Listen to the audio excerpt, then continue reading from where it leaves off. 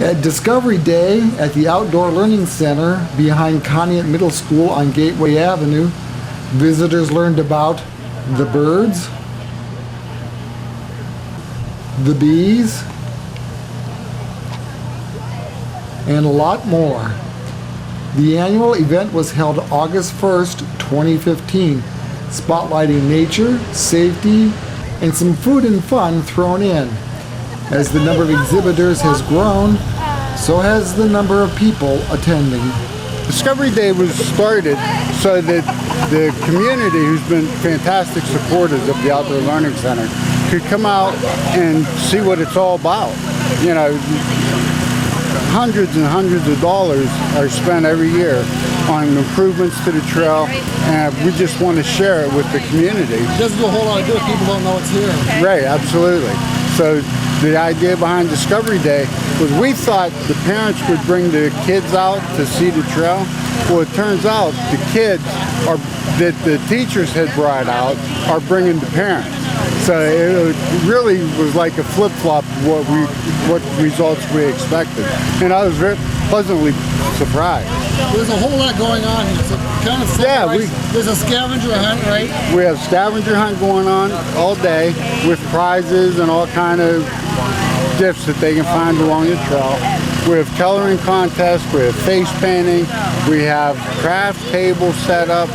Our big attraction is our owl rehabilitator. He has, I think, 9 different owls, 3 or 4 different hawks with them, turkey vulture, and he's going to be doing a learning. He teaches about the animals, you know, that he rehabilitates. We have Pastor James from the Rock Ministry. He brought his slide and snow cones out for us. We have food for sale. We have the Ohio Department of Natural Resources here. We have another water testing guy. He's going to be coming from the city of Conneaut. We have the fire department from the city is here with the fire safety training trailer. They teach kids how to escape burning buildings. The Conneaut Police Department's going to show up. We have Sandy from Safe Community, the Drive Sober or Get Pulled Over, is here with us to pass out safe literature on, you know, safe driving techniques. Just a whole lot. We have a bee, our bee guy. He has homemade bee products, honey products, and he has a see-through hive. You can see the bees actually making the honeycombs, and it's really cool. If you haven't been over there, you got to get over there and see that. Just whatever we could think of that we thought would be learning, you know, teachable. We have a lady doing butterfly gardening here pretty soon. We have another lady that's doing native species of wildflowers and invasive species of plants that are unhealthy for us.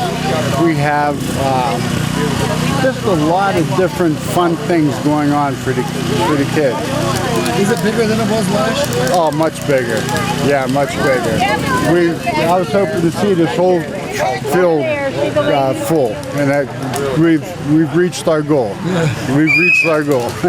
I work with Scenic Rivers program, which is in the Division of Watercraft. And what I do is I coordinate this stream quality monitoring program up in Northeast Ohio.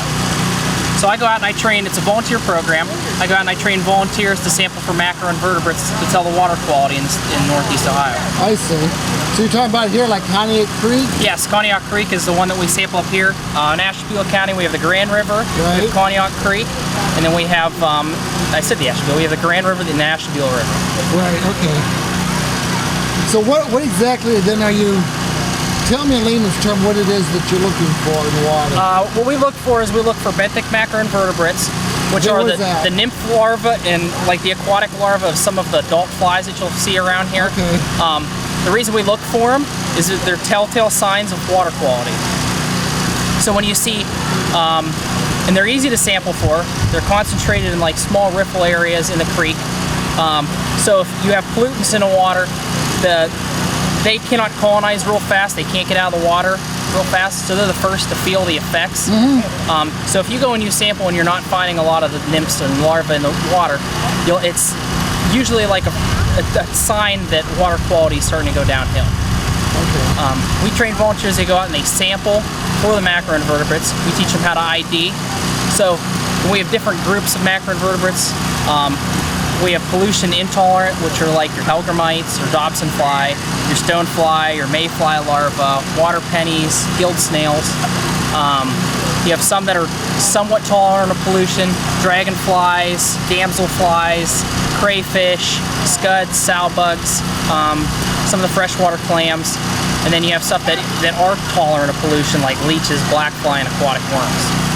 So, after all of that, what's the water quality look like right now at Conneaut Creek? As far as Conneaut Creek goes, Conneaut Creek we usually get an excellent rating out of.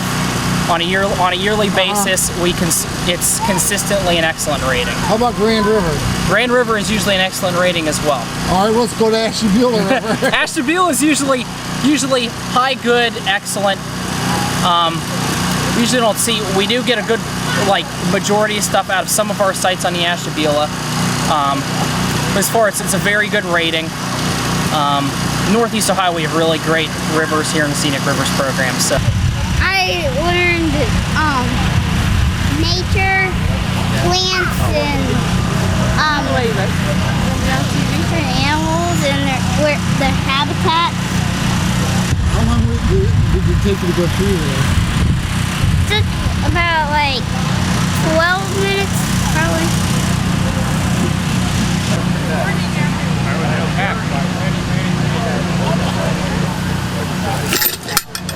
Sorry, bud. So tell me about it. We're rehab birds, and where'd you get them from now? Normally we get them from people that are, people find them and then they bring them to us. So we don't find these ourselves. Some of them are captive bred that are used. They're not injured, but we buy them. And most of them are injured though. The only ones that aren't are the red tail, the Harris hawk, and then the snowy owl and the barn owl on the table. And the rest all have an injury that has not able to go back out. So they can't fly? Or? No, we do not clip their wings or anything. The only one that won't fly would be him because he's missing part of his leg. Part of his arm, sorry. I mean, they're kind of chained and they kind of look like they're trying to get away. Yeah, they will try to get away. That's just their normal thing. Okay. So you use this as an educational thing then? Yes, we will go to schools. We go to really anything. Lots of programs like this outside. They like it though. So where are you originating from? We're out of Olean, which is in New York. Oh, all right. Yep. Western New York? Yep.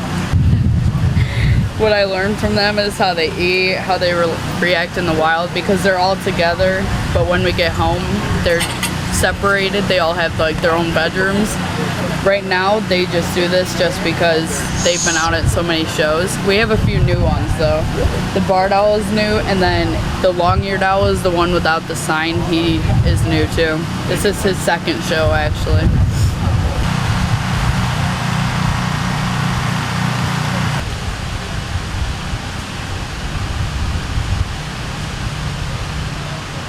Have you been out here before? No, I haven't.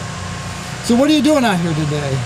Well, I like nature, I like the woods, and I like to explore. So, but you guys have sheets, so are you crossing stuff out as you find them? Yes, and this is my neighbor, and this is his mom, and my husband. And so Alex comes over and we do little nature things at our house. So when I saw this in the paper, I was really excited. So we've been looking forward to coming out and checking it out. Have you learned anything today? Oh yeah, I learned quite a few things today that I didn't know. And the markers are really nice. That really helps identify things, and then she's been kind enough to point out things too. So we're blessed with somebody that knows these trails to kind of, point out a few extra things for us. So it's been really fun. But it's something you can go back to sometime and look around at your leisure? Right, yes, and we live in Ashtabula, so it's close. So it's kind of nice to know that this is here. And it's 5 minutes off of 90. Yeah, it's neat.